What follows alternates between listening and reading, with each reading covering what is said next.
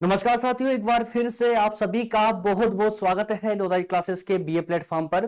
BA first year में भौतिक भूगोल का सेशन हम कंटिन्यू कर चुके थे और एक और नया कॉन्सेप्ट लेकर आज आ चुके हैं आप लोगों के लिए। आपके सिलेबस के अकॉर्डिंग ही क्लासेस चल रही है सभी, ठीक है ना। तो चैप्टर बाय चैप्टर सभी क्लासेस चल रही है, जिसमें अभी हम फर्स्ट यूनिट पर डिस्कस कर रहे हैं। मैं आगे सिलेबस में बताऊंगा आप लोगों को। तो बेसिकली फिलहाल आप ये जान लीजिए कि आज का जो आपका टॉपिक होने वाला है, उस टॉपिक में हम सौर मंडल के सभी ग्रह, मतलब पूरे जो 9 ग्रह हैं, 9 ही ग्रह के बारे में हम पूरे विस्तार से चर्चा करेंगे। आप में से कई बच्चे सोच रहे होंगे, सर आपने 9 ग्रह क्यों बोला, अब तो 8 ग्रह बचे हुए हैं। जी हाँ दोस्तों, 8 ग्रह हैं। ये लास्ट में जो आपको दिख रहा है ना, ये प्लूटो, इसको हालांकि हटा दिया गया है, इसलिए जनरली बोलने में 9 ग्रह ही होते हैं, ठीक है। इसको हटा दिया गया है। तो जो आपके 9 ग्रह या 8 ग्रह जो भी आप मानते हो सौर मंडल में, उन सभी के बारे में सामान्य से तथ्यों पर हम चर्चा करने जा रहे हैं। तो आज आपको सभी ग्रह, सौर मंडल के जितने भी ग्रह हैं, हर ग्रह के बारे में बारीकी से आपको आज जानकारी मिलने वाली है। तो बने रहे सेशन के एंड तक। बढ़ते हैं आगे सेशन में। जो भी नए छात्र हैं उनको मैं थोड़ा सा बता दूं कि हमारी इसी प्लेटफॉर्म की प्लेलिस्ट में आपके BA first second third year के सभी सब्जेक्ट अवेलेबल है। जो भी सब्जेक्ट आप ढूंढ रहे हो ना, हर एक सब्जेक्ट मिलेगा। बस करना क्या है, आपको जाना है इस चैनल की प्लेलिस्ट में, वहां जाइए, आपको सारे सब्जेक्ट पढ़ने को मिल जाएंगे, सारे सब्जेक्ट के डिटेल लेक्चर देखने को मिल जाएंगे, चैप्टर वाइज चैप्टर, और उनकी नोट्स भी मिल जाएगी, ठीक है ना। तो अब बार बार कमेंट करके ये मत बोलिए सर ये सब्जेक्ट कहां, वो सब्जेक्ट कहां। यार एक बार प्लेलिस्ट में जाकर थोड़ा सा कोशिश तो करें, आपको इजीली मिल जाएगा। क्लियर है। इसके अलावा यदि आप प्रतियोगी परीक्षा की तैयारी कर रहे हैं ना, तो आपको प्रज्ञान हिंदी को मिस नहीं करना चाहिए। एक बार प्रज्ञान हिंदी को विजिट जरूर करें। यूट्यूब पर एक नया चैनल बना दिया गया है प्रज्ञान हिंदी के नाम का, जहां पर मैं ही पढ़ा रहा हूं आप लोगों को। यूपीएससी से लेकर के पुलिस, एसएससी, सभी और जितने भी वनडे एग्जाम है ना, सभी से संबंधित जो भी जीएस के सब्जेक्ट है, सब पर क्लासेस मेरी कंटिन्यू हो चुकी है। जाइए एक बार प्रज्ञान हिंदी को विजिट कीजिए, नोट्स लेक्चर सब कुछ अवेलेबल होते हैं वहां पर भी, सब कुछ फ्री ऑफ कॉस्ट है, कोई चार्जेबल नहीं है। आइए शुरू करते हैं। हाँ, आगे बढ़ूं उससे पहले एक बात और मैं आप लोगों को बता दूं, यदि आप प्रॉपर क्लासेस लेना चाहते हैं ना, तो डिस्क्रिप्शन में व्हाट्सएप चैनल की लिंक दी गई है, उसे ज्वाइन कर लीजिए, ताकि आप डेली क्लासेस, लाइव क्लासेस आप हमारी ले सके। आइए बढ़ते हैं। ये आपका सिलेबस है जिसके अकॉर्डिंग आपकी क्लासेस चल रही है। फर्स्ट यूनिट में पहले टॉपिक पर हम डिस्कस कर चुके थे, ब्रह्मांड और सौर मंडल पर अभी हमारा सेशन चल रहा है। ब्रह्मांड पर सेशन हो चुका था, सौर मंडल पर कल क्लास हुई थी। आज सौर मंडल के अंदर ही जो ग्रह होते हैं, जितने प्लेनेट होते हैं ना, उन पर हम चर्चा करेंगे। इसी के साथ में हमारा सेकंड टॉपिक कंप्लीट हो जाएगा। क्लियर है। तो आपके चैप्टर बाय चैप्टर से यहां पर क्लासेस चलने वाली है, कोई भी टॉपिक छूटेगा नहीं। ये पूरे 5 यूनिट तक का पूरा सिलेबस है आपके सामने। आइए शुरू करते हैं, देखते हैं टेबल ऑफ कंटेंट में कि आज के सेशन में हम क्या क्या पढ़ने वाले हैं। वैसे तो मैंने आप लोगों को पहले ही बता दिया है कि हम क्या क्या पढ़ेंगे। तो सौरमंडल में जितने भी ग्रह हैं उन सब के बारे में हम डिस्कस करेंगे। यहां पर सबसे पहले हम देखेंगे मरकरी को, मतलब बुध ग्रह को। बुध ग्रह को क्यों, एक क्रम से हम पढ़ने वाले हैं। सूरज से दूरी के आधार पर हम एक क्रम लेंगे, उस क्रम के आधार पर पढ़ेंगे, ताकि आप लोगों की लिंक बनी रहे। सबसे पहले सूरज के नजदीक कौन है, बुध ग्रह है, तो सबसे पहले बुध को पढ़ेंगे, उसके बाद शुक्र को, पृथ्वी, क्लियर है, मंगल। इस तरह से पूरे हम 9 ही ग्रह को देखने वाले हैं। उनसे संबंधित सामान्य जो जानकारी है उस पर हम चर्चा करेंगे आज। आइए एक एक करके इनको डिस्कस करें। उससे पहले थोड़ा सा सौर मंडल के बारे में चर्चा कर ले। कल वाले बच्चों ने जिन्होंने भी सेशन देखा होगा, उनको तो सौरमंडल से संबंधित संपूर्ण जानकारी अब तक हो चुकी होगी, कंप्लीट जानकारी हो चुकी होगी एग्जाम के दृष्टिकोण से। लेकिन इसके अलावा जो नए छात्र हैं, पहली बार सेशन को देख रहे हैं ना, उनको यहां पर जान लेना चाहिए सौरमंडल एक्चुअल में क्या होता है। मैं अगर सामान्य तथ्यों में कहूं ना, तो सूर्य की परिक्रमा करने वाले जितने भी उसके ग्रह, उपग्रह, उल्का पिंड, जितने भी पिंड हैं सौरमंडल में, वो सब के सब जो सूर्य की परिक्रमा कर रहे हैं, उन सबको मिलाकर के उन सभी का समूह जो है सौरमंडल कहलाता है। इस सौर मंडल का मुखिया कौन होता है, तो सूर्य इसका मुखिया होता है। इसमें फिलहाल 8 ग्रह है। कितने ग्रह हैं इस सौर मंडल में, 8 ग्रह हैं। 9 हुआ करते थे, प्लूटो को हटाने के बाद में अब 9 ग्रह है। 9 ही ग्रह का 8 ग्रह है, 8 ही ग्रह के नाम आपके सामने लिखे गए हैं। क्लियर है। तो यहां पर आप एक क्रम देख सकते हो। अब यहां पर थोड़ा सा फोकस करने की आपको जरूरत है दोस्तों। ये जो आप पिक देख रहे हो, इमेज देख रहे हो ना, इस इमेज में पूरे क्रम से सभी ग्रह दिए गए हैं, सभी ग्रह क्रम से दिए गए हैं। यदि आप देख पा रहे हैं तो सूर्य के सबसे नजदीक कौन सा ग्रह है दोस्तों, बुध ग्रह। कौन सा है, बुध ग्रह। उसके बाद में दूसरे नंबर पर आता है आपका शुक्र ग्रह। उसके बाद तीसरे नंबर पर आपकी पृथ्वी आती है। मंगल ग्रह पृथ्वी के बाद आता है, ठीक है। उसके बाद बृहस्पति, शनि, अरुण और वरुण, और उसके लास्ट में आता था आपका प्लूटो, जिसे हटा दिया गया है। अब दोस्तों आपको संभवतः ये लग रहा होगा कि ये जो ग्रह जो आप पिक्चर में देख रहे हैं, जो इमेज में देख रहे हैं, क्या ग्रह इसी प्रकार से क्रम से जमे हुए हैं? तो ऐसा नहीं है, कोई ग्रह क्रम से नहीं जमा हुआ है, बल्कि सूर्य के चारों तरफ सर्कल बनाइए, हर एक सर्कल में वो चारों तरफ बिखरे हुए हैं, जो अपने अपने समय के अनुसार अपने अक्ष पर घूमते हुए सूर्य की परिक्रमा कर रहे हैं। जैसे एक पिक्चर में आपको और दिखाता हूं, एक इमेज और दिखाता हूं, जिससे आप और आसानी से समझ पाएंगे। इस इमेज को अच्छे से देखिए दोस्तों। अगर इसमें आप देख पा रहे तो केंद्र में कौन है? सूरज, सौर मंडल का मुखिया। अब इसमें जैसे कि मरकरी है, मतलब बुध ग्रह सबसे नजदीक है, यहां पर है। उसके बाद में अगर आप देखते हैं तो शुक्र ग्रह को, तो शुक्र ग्रह आपने पुरानी पिक में आप क्रम से देख रहे थे, वो सिर्फ आप लोगों को समझाने के लिए, क्रम बताने के लिए। क्लियर है? तो मरकरी अर्थात कि बुध के बाद में जो ग्रह आता है वो शुक्र ग्रह आता है, जो बुध के बाद में दूसरे नंबर पे सूर्य के सबसे नजदीक है। उसके बाद आपकी ये पृथ्वी आती है, फिर आपका ये मंगल आता है। तो इस प्रकार से ग्रह बिखरे हुए सूरज की चारों तरफ बिखरे हुए हैं, जो अपने अपने समय के अनुसार परिक्रमा कर रहे हैं। उम्मीद करता हूं ये आपको समझ चुके होंगे। प्लूटो को आप देख रहे हैं ना, प्लूटो अन्य ग्रहों से बहुत ज्यादा दूरी पर अवस्थित था, अभी भी है, अभी भी सूर्य की परिक्रमा कर रहा है, लेकिन उसको क्षुद्र ग्रह में डाल दिया गया है, इससे हटा, ग्रह की श्रेणी से हटा करके। क्लियर हुआ आपका? तो अब हम आगे बढ़ते हैं, और जितने ग्रह आपने देखे हैं ना, मैं उम्मीद करता हूं कि एक सामान्य तथ्य किसका, कि सूर्य से इन ग्रहों की दूरी का जो सामान्य तथ्य है वो अब तक आप समझ चुके होंगे। हर ग्रह पर अब हम एक बारीकी से या कहें कि उसकी सामान्य जानकारी के संबंध से एक थोड़ी सी चर्चा करते हैं। आइए सबसे पहले हम देखते हैं बुध ग्रह को। आपने देखा कि बुध ग्रह जो है सूर्य के सबसे नजदीक है, अन्य ग्रहों में सबसे नजदीक सूर्य बुध ग्रह है सूर्य के। क्लियर है? तो बुध ग्रह जो है सूर्य के सबसे निकट का और सबसे छोटा ग्रह माना जाता है। अब याद रखिएगा, सबसे छोटा ग्रह आपको यहां कई किताबों में आपको दूसरे नंबर का सबसे छोटा ग्रह देखने को मिलेगा, बुध ग्रह। क्यों मिलेगा? क्योंकि हो सकता है वहां पर जो प्लूटो ग्रह है ना, उसको भी जोड़ रखा हो। तो याद रखिएगा, अगर हम प्लूटो को हटा दे तो सबसे छोटा ग्रह हमारा बुध ग्रह हो जाता है, सबसे छोटा बुध ग्रह हो जाता है, जो सूर्य के सबसे नजदीक है। तो दो खास बातें आपने जानी, बुध ग्रह सूर्य के सबसे नजदीक है। कितनी दूर, कितने नजदीक है? तो भाई ये मात्र जो है ना 576 लाख किलोमीटर दूर है। जी हां, 576 लाख मात्र किलोमीटर दूर है। ठीक है, बुध ग्रह किससे? सूर्य से।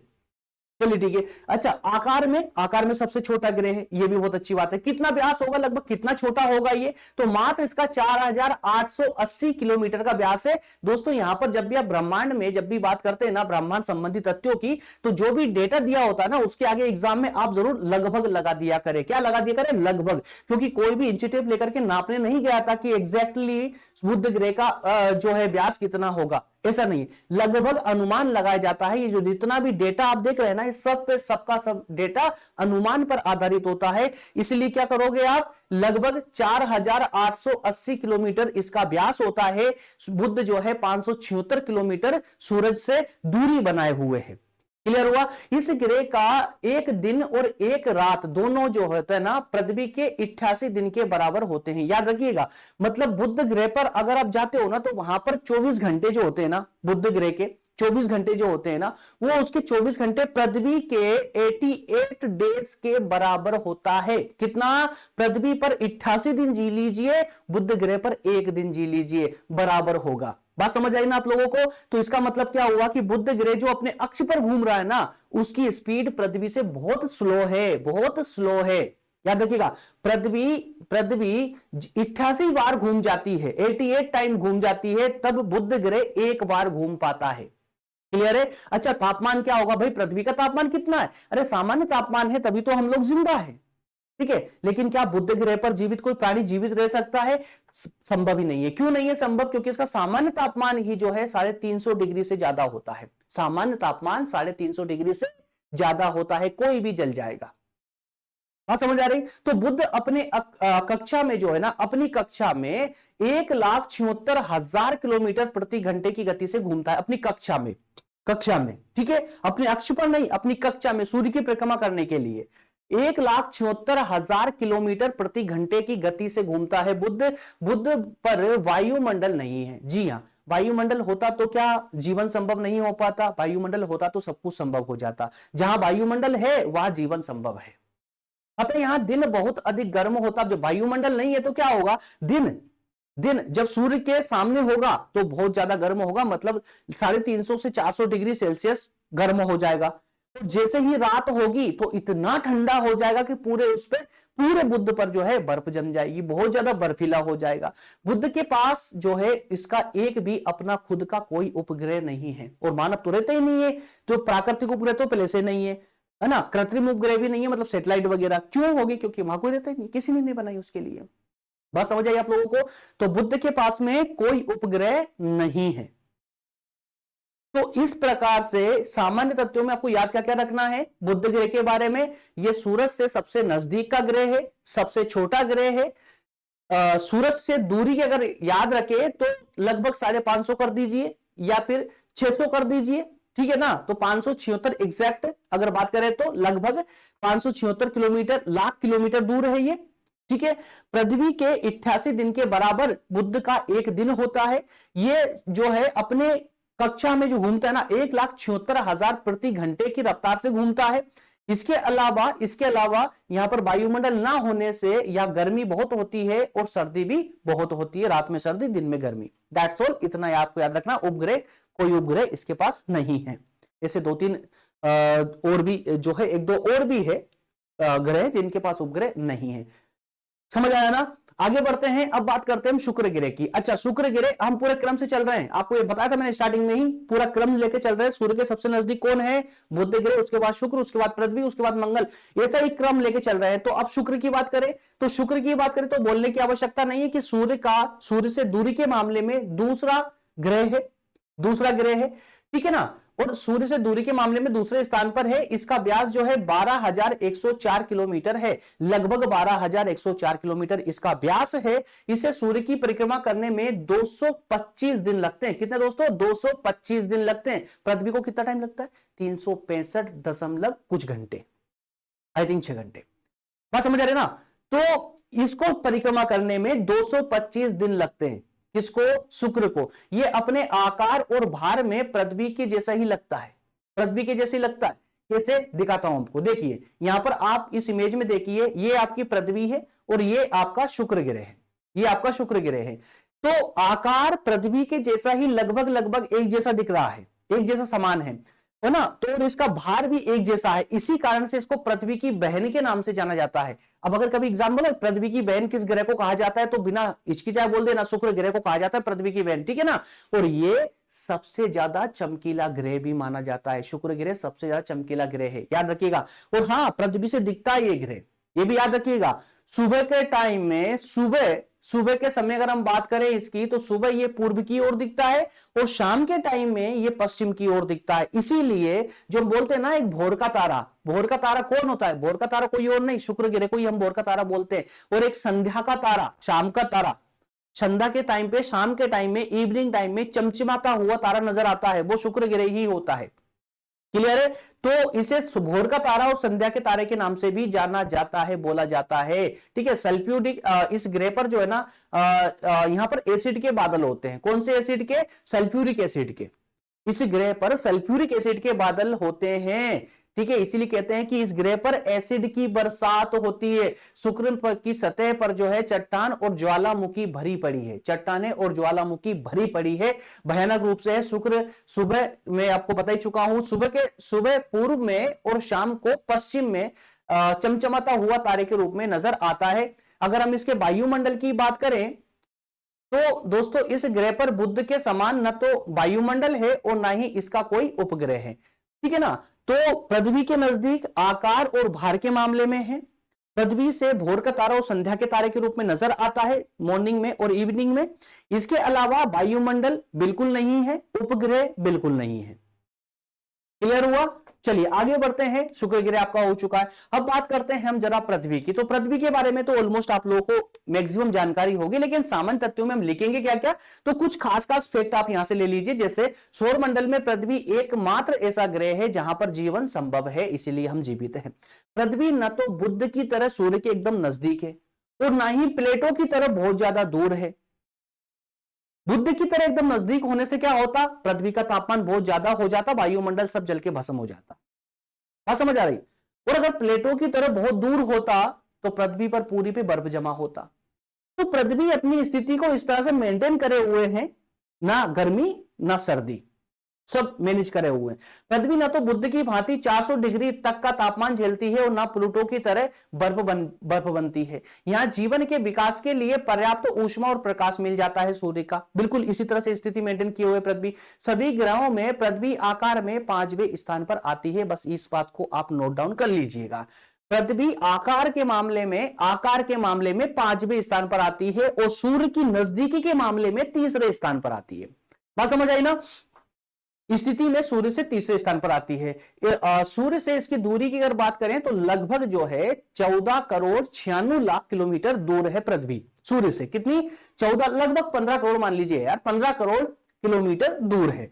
14 करोड़ 96 लाख किलोमीटर दूरी पर है। ठीक है, तो पृथ्वी जो है ना अपनी धुरी पर 24 घंटे में एक चक्कर लगा लेती है। अपने अक्ष पर 24 घंटे में एक चक्कर लगा लेती है, इसलिए 24 घंटे का एक दिन होता है, एक दिन रात होती है। सूर्य के चारों ओर परिक्रमा की अगर बात करें तो ये 365 दिन और 6 घंटे का समय लेती है सूर्य की परिक्रमा करने में। कंप्लीट सूर्य की मतलब कि हमारा जो एक साल होता है ना, बेसिकली हम एक साल किसको जोड़ते हैं? 365 दिन को, लेकिन 365 दिन 6 घंटे का पूरा एक साल होता है जब सूर्य की कंप्लीट परिक्रमा पृथ्वी लगा लेती है, मतलब हम लगा लेते हैं। हम भी तो पृथ्वी के साथ चक्कर लगा रहे हैं ना सूर्य का। तो पृथ्वी का एक उपग्रह है चंद्रमा, ये प्राकृतिक उपग्रह। चंद्रमा को अगर पूछ ले आप लोगों से कि पृथ्वी का प्राकृतिक उपग्रह कौन सा है, तो भाई प्राकृतिक चंद्रमा है, कृत्रिम उपग्रह चंद्रमा नहीं है। याद रखिएगा, कृत्रिम उपग्रह तो पृथ्वी पर कितने सारे है, सैटेलाइट जिसको बोलते हैं, जो पृथ्वी का चक्कर लगा रही है। विभिन्न अनुसंधानों के लिए जो सैटेलाइट छोड़ दी जाती है उन्हीं को हम क्या बोलते हैं? सैटेलाइट, कृत्रिम उपग्रह। बात समझे ना? पृथ्वी के 71% भाग पर पानी भरा हुआ है, ये भी आप लोग अच्छे से जानते हैं। 29% भाग पर तो जमीन है, बाकी में पानी भरा हुआ है। मतलब 71% जो भाग है पृथ्वी का, उस पर पानी भरा हुआ है, जल भरा हुआ है। और इस जल भरे होने के कारण ही जब कोई अंतरिक्ष यात्री अंतरिक्ष से पृथ्वी को देखता है ना, तो एकदम ही चमचमाता हुआ नीला ग्रह नजर आता है। नीला दिखता है, पानी की वजह से नीला दिखता है, इसलिए इसको नीला ग्रह भी कहते हैं, ब्लू प्लेनेट भी कहा जाता है। ये थे आपके पृथ्वी से संबंधित सामान्य तथ्य। आई होप कि अच्छे से आप लोग समझ पा रहे होंगे। ठीक है, आगे बढ़ते हैं। अब बात करते हैं जरा मंगल ग्रह की। मंगल ग्रह की दोस्तों अगर हम बात करें तो मंगल ग्रह जो है ये 4थे स्थान पर, सूर्य से दूरी के मामले में 4थे स्थान पर आता है। और ये बुध से बस जस्ट बुध के बाद आकार में, बुध के बाद दूसरे स्थान पर आता है। बुध से थोड़ा सा बड़ा है मंगल ग्रह, याद रखिएगा, बुध से बड़ा है। सूर्य से दूरी की बात करें तो 22 करोड़ 79 लाख किलोमीटर दूरी बनाए हुए हैं मंगल ग्रह। सूर्य से दूरी के मामले में 4थे स्थान पर, आकार के मामले में दूसरे स्थान पर। ये क्रम याद रखिएगा आप लोग हर एक ग्रह का। बुध का क्या बताया था मैंने? सूर्य की नजदीकी के मामले में 1 नंबर पे, आकार के मामले में 1 नंबर पे। ठीक है ना? तो इस तरह से जो इनकी खासियत है, जो विशेष पॉइंट है, जो विशेष फैक्ट है, उनको याद रखना बहुत जरूरी है। चलिए आगे बढ़ते हैं। इसे सूर्य की एक परिक्रमा करने में पृथ्वी के 787 दिन लगते हैं। 687 दिन इसको पूरे लगते हैं। समझिएगा, पृथ्वी जहां 365 दिन 6 घंटे में एक परिक्रमा करती है सूरज की, वहीं मंगल ग्रह जब सूर्य की परिक्रमा करता है तो इसे जो है ना, अगर पृथ्वी के दिन के हिसाब से बात करें तो 687 दिन में ये सूरज का एक चक्कर लगा पाता है। इसका तापमान बड़ा प्यारा है, तापमान बिल्कुल पृथ्वी से मैच होता है। इसका तापमान जो है ना 30 डिग्री सेल्सियस है, 30 डिग्री सेल्सियस।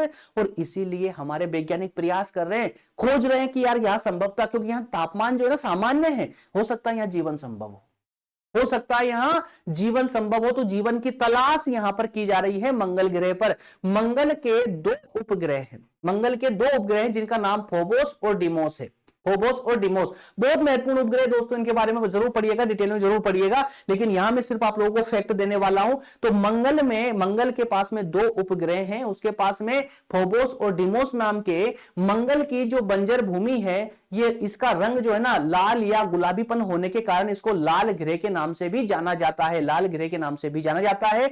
मंगल पर चट्टाने विशाल खंड और ज्वालामुखी घाटियां भरपूर मात्रा में हैं। क्लियर है? तो इसे एक लाल ग्रह के रूप में क्यों जाना जाता है? क्योंकि यहाँ के जो चट्टाने हैं, जो ज्वालामुखी के कारण जो घाटियां हैं, ये सब के सब है ना, इसकी मिट्टी ही यहाँ की गुलाबीपन धारण कर चुकी है, इसलिए लाल नजर आता है, इसीलिए इसको लाल ग्रह के नाम से भी जाना जाता है। उम्मीद करता हूं समझ आया होगा। आगे बढ़ते हैं ग्रह नंबर 5 पर। 5वां नंबर का ग्रह है आपका बृहस्पति। सूर्य के इस परिवार का, या कहें कि सौर मंडल का सबसे बड़ा कोई ग्रह है तो वो बृहस्पति ही है। जो सूर्य से दूरी के मामले में 5वें स्थान पर आता है और आकार के मामले में एक फर्स्ट नंबर पर आता है, सबसे बड़ा ग्रह होता है, सबसे बड़ा ग्रह है। क्लियर है? आइए कुछ सामान्य तथ्यों के बारे में जानते हैं। 5वें स्थान पर सूर्य से दूरी के मामले में सबसे बड़ा ग्रह है बृहस्पति। सूर्य की परिक्रमा जो है 11 वर्ष 9 महीने में करता है।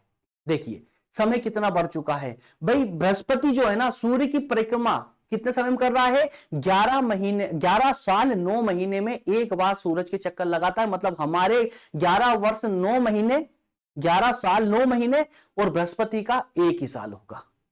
बात समझ आ रही है आपको? ठीक है। बृहस्पति के 95 प्राकृतिक उपग्रह हैं। 95 पुस्तकों में इससे भी ज्यादा मिल जाएंगे, लेकिन जो मुख्य उपग्रह हैं वो 95 बताए गए हैं। बृहस्पति के पास में 95 उपग्रह हैं खुद के। बृहस्पति का गैनीमीड उपग्रह सबसे बड़ा उपग्रह है। कौन सा? गैनीमीड उपग्रह जो है बृहस्पति का, वो सबसे बड़ा उपग्रह। बस ये दो बातें याद रखिएगा। बृहस्पति के पास में 95 उपग्रह हैं, जिनमें सबसे बड़ा उपग्रह कौन सा है? गैनीमीड। एग्जाम में पूछ ले जाता है। बुध व मंगल से भी बड़ा है। याद रखिएगा, बुध और मंगल ग्रह जो है ना, ग्रह है ना, ये ग्रह इन ग्रहों से भी बड़ा है। बृहस्पति ग्रह का, बृहस्पति जुपिटर का जो उपग्रह है गैनीमीड, ये बुध और मंगल से भी बड़ा है। याद रखिएगा, बृहस्पति ग्रह का द्रव्यमान सभी ग्रहों का 71% और आयतन 1.5 गुना है। क्या कहा गया यहां पर कि अगर हम सारे ग्रहों को मिला देना, वो सारे ग्रहों को मिला दें, तो अगर द्रव्यमान निकालें तो 71% द्रव्यमान अकेले बृहस्पति का आएगा। इतना बड़ा है ये बृहस्पति ग्रह। ठीक है। और आयतन के मामले में सभी का 1.5 गुना बड़ा, सभी को मिलाने के बाद 1.5 गुना बड़ा। बृहस्पति की घूर्णन गति सबसे अधिक है। घूर्णन गति, अपने अक्ष पर घूमने की जो स्पीड है ना, सबसे ज्यादा है। यहां धूल से भरे बादल और ज्वालामुखी भी पर्याप्त मात्रा में पाए जाते हैं। इतना कंटेंट पर्याप्त होगा एग्जाम के दृष्टिकोण से। बस इतना ही करना है आपको, इससे ज्यादा बाहर नहीं जाना है। चलिए अगला बढ़ते हैं। शनि। शनि ग्रह को तो सौर मंडल का सबसे प्यारा ग्रह कहा जाता है देखने के रूप में। क्यों? उसके चारों ओर धूलों की, गैस की, बर्फों की जो एक रिंग बनी हुई है, उस रिंग के कारण इसे एक अनोखा दृश्य दिया गया है, या अनोखा नजर आता है, अनोखा नजर आता है इसके रिंग के कारण। चलिए इसके कुछ सामान्य तथ्यों की बात करें तो यह बृहस्पति के बाद दूसरा सबसे बड़ा ग्रह है। बृहस्पति से जस्ट छोटा है दूसरा सबसे बड़ा ग्रह कौन? शनि ग्रह। सूर्य की परिक्रमा करने में इसको 29.5 वर्ष लगते हैं। 29.5 मतलब 29.5 साल लगते हैं। 29.5 साल लगते हैं। बृहस्पति को तो लगभग 11 साढ़े 11 साल लग रहे थे, इसको 29.5 साल लगते हैं शनि महाराज को सूर्य की परिक्रमा करने में। यहां अगर तापमान की बात करूं तो लगभग 151 डिग्री सेल्सियस तापमान यहां पर रहता है। इसके 21 उपग्रह है। इसका टिटोन जो उपग्रह है वो शनि का सबसे बड़ा उपग्रह है। शनि के चारों ओर एक सुंदर वलय अर्थात कि एक रिंग बनी हुई है। अच्छा, ये रिंग बनी किसकी है? मैंने कल परसों ही कॉम्पिटिटिव एग्जाम की क्लास में आप लोगों को बताया था कि शनि के चारों तरफ जो रिंग बनी हुई है वो रिंग कुछ धूल कणों की, गैस की, बर्फ अणुओं से निर्मित हुई ये गैस है, जो छोटे छोटे टुकड़ों के रूप में शनि के गुरुत्वाकर्षण के कारण इस शनि के चक्कर लगा रहे हैं, परिक्रमा कर रहे हैं। इसी से इसकी रिंग बनी हुई है। शनि के उपग्रह टिटोन पर नाइट्रोजनीय वातावरण और हाइड्रोकार्बन के प्रमाण मिले हैं, जिस कारण यहां जीवन के लक्षण का पता चलता है, लेकिन यहां जीवन का अस्तित्व नहीं मिला है। इसके चारों ओर गैस, हिमकण, ठोस चट्टानों के मलबे पाए गए हैं। क्लियर है? तापमान अत्यधिक है। इसमें जो है यहां पर कुछ नाइट्रोजनीय पदार्थ मिले हैं, हाइड्रोकार्बन संबंधी कुछ प्रमाण मिले हैं। तो इससे यह लगता था कि यहां पर संभवतः कभी जीवन हुआ होगा, शनि पर कभी जीवन रहा होगा, लेकिन जीवन के कोई प्रमाण नहीं मिले हैं। समझ आई? इसके अलावा 7वें नंबर पर जो आपका प्लेनेट आता है उसका नाम है अरुण। क्या नाम है दोस्तों? अरुण। अरुण के बारे में बात करें तो यह 7वें नंबर पर आता है सूर्य से दूरी के मामले में, और आकार में बृहस्पति व शनि के बाद तीसरे नंबर का बड़ा ग्रह है। ठीक है, तीसरे नंबर का बड़ा ग्रह है आकार के मामले में। तो संभवतः दिख रहा वरुण आपका चौथे नंबर का होगा आकार के मामले में। ठीक है ना? तो यहां से आप एक क्रम याद रखिएगा, बृहस्पति सबसे बड़ा, शनि उसके बाद छोटा, अरुण फिर छोटा, फिर वरुण छोटा। उससे छोटा कौन होगा दोस्तों? उसके बाद में पृथ्वी का नंबर आएगा, फिर शुक्र का नंबर आएगा, फिर मंगल का, और फिर बुध का, और लास्ट में सबसे छोटे बात करें, अगर जोड़ना चाहते हो आप लोग प्लूटो को तो जोड़ लीजिएगा उसको भी। क्लियर है। तो इस तरह से आकार में बृहस्पति और शनि के बाद तीसरे स्थान रखता है ये सूर्य से स्थिति के मामले में, सूर्य से दूरी के मामले में 7वें स्थान पर है। एग्जैक्टली सूर्य व अरुण ही ऐसे ग्रह है, शुक्र और अरुण ग्रह ही ऐसे ग्रह हैं जो पूर्व से पश्चिम की दिशा की ओर घूमते हैं। इनकी जो घूर्णन गति है ना, जो घूर्णन गति है, ये एक तो शुक्र ग्रह की, एक तो शुक्र ग्रह आपका और एक अरुण ग्रह, ये दो ग्रह मात्र ऐसे हैं जो पूर्व से पश्चिम की ओर घूमते हैं, पूर्व से पश्चिम की ओर घूमते हैं। बाकी सारे ग्रह पश्चिम से पूर्व की ओर घूमते हैं, ये बात आप लोग याद रखिएगा। इसके 15 उपग्रह हैं, किसके पास? अरुण के पास 15 उपग्रह है। शनि की तरह अरुण के चारों ओर 5 वलय है, जैसे शनि के चारों तरफ वलय है, रिंग है, इसी तरह से अरुण की चारों तरफ भी रिंग है 5 लेयर में, लेकिन थोड़ी कम दिखती है, कम दिखती है ना। 3 वलय तो इतनी हल्की है कि इनका पता एक सप्ताह बाद लगाता। अरुण को सूर्य की एक परिक्रमा करने में 84 वर्ष 7 दिन का समय लगता है, 84 वर्ष 7 दिन का समय लगता है अरुण सूर्य की परिक्रमा करता है। तो समझिएगा कितने वर्ष लग रहे हैं। अगला और आखिरी जो उपग्रह है आपका, जिसको उपग्रह की श्रेणी में माना गया है, वो है आपका वरुण ग्रह। वरुण आकार की दृष्टि से चौथा है और सूर्य की दूरी से स्थिति में 8वां स्थान रखता है। वरुण की खोज 1446 में जर्मनी के एक खगोलविद जोहान गाले साहब ने की थी। इसे सूर्य की एक परिक्रमा करने में 164 वर्ष लगते हैं, 164 वर्ष लगते हैं, वह 284 दिन का समय लगता है। 164 साल और 284 दिन का समय सूरज की परिक्रमा करने में लगता है। इसके उपग्रहों की संख्या जो है 8 है। वरुण पर तापमान की बात करें तो 185 डिग्री सेल्सियस मापा गया है। इसी के साथ में आपके आज 8 ग्रह कंप्लीट होते हैं। थोड़ी सी जानकारी हम प्लूटो के बारे में भी चलिए ले लेते हैं, कुछ तथ्य प्लूटो के बारे में भी ले लीजिए ताकि सामान्य जानकारी आपकी बनी रहे। क्योंकि एक समय तो था जब प्लूटो भी यम या कुबेर के नाम से एक ग्रह हुआ करता था। प्लूटो भी 2006 से पहले संभवतः यम, कुबेर या प्लूटो के नाम से एक ग्रह हुआ करता था, जिसे अब भले ग्रह की श्रेणी से हटा दिया है, लेकिन हमारी किताबों में, हमारे ज्ञान में होना चाहिए। चलिए, इसे कुबेर या पाताल के देवता के नाम से भी जाना जाता है। इसे सूर्य की परिक्रमा करने में 248 साल लगते थे। सूरज की एक परिक्रमा करने में 248 साल लगते थे। यह सूर्य से 590 करोड़ किलोमीटर दूर स्थित है। कितना? 590 करोड़ किलोमीटर दूर। क्लियर है? पृथ्वी कितनी है? लगभग 15 साढ़े 15 करोड़ किलोमीटर दूर है ना। लेकिन ये प्लूटो जो है 590 करोड़ किलोमीटर दूर है। तापमान यहां का माइनस में है, 220 डिग्री सेल्सियस माइनस में। जो भी जाएगा बर्फ बन जाएगा, जम जाएगा, जिसके कारण ये सौर मंडल का सबसे ठंडा ग्रह माना गया है। संयुक्त राज्य अमेरिका की नासा ने जो है अनुसंधानशाला ने 1987 में एक 10वें ग्रह की खोज की थी, एक 10वें ग्रह की खोज की थी, और जो पृथ्वी से लगभग 5 गुना बड़ा है, 5 गुना बड़ा पृथ्वी से, उसको नाम दिया था कार्ला ग्रह। बस इसको तो एक जानकारी के लिए याद रख लीजिएगा कि नासा ने एक ग्रह की ओर खोज की थी 1987 में 10वें ग्रह के रूप में। कार्ला, हालांकि उसको अभी तक नहीं जोड़ा गया है, लेकिन फिर भी मान लीजिए ऐसा। ठीक है, ये सामान्य जानकारी यम को लेकर के भी रखिएगा। यम दैट मींस प्लूटो, या इसको कुबेर कह दे, या पाताल के देवता के नाम से भी इसे जाना जाता था। ओके फ्रेंड्स, उम्मीद करता हूं सेशन आपको अच्छा लगा होगा, काफी जानकारी आप लोगों को आज के सेशन में मिली होगी। अगले सेशन में जो हम चर्चा करने वाले हैं वो बात होगी पृथ्वी की उत्पत्ति संबंधी जो सिद्धांत दिए गए हैं, उन सिद्धांतों पर हम डिस्कस करेंगे। लगभग 3 ऐसे सिद्धांत हैं जिन पर डिस्कस करना आवश्यक है, क्योंकि एग्जाम में कई बार आप लोगों से पूछे गए हैं। मिलेंगे अगले सेशन में, तब तक आप सभी का बहुत बहुत धन्यवाद दोस्तों।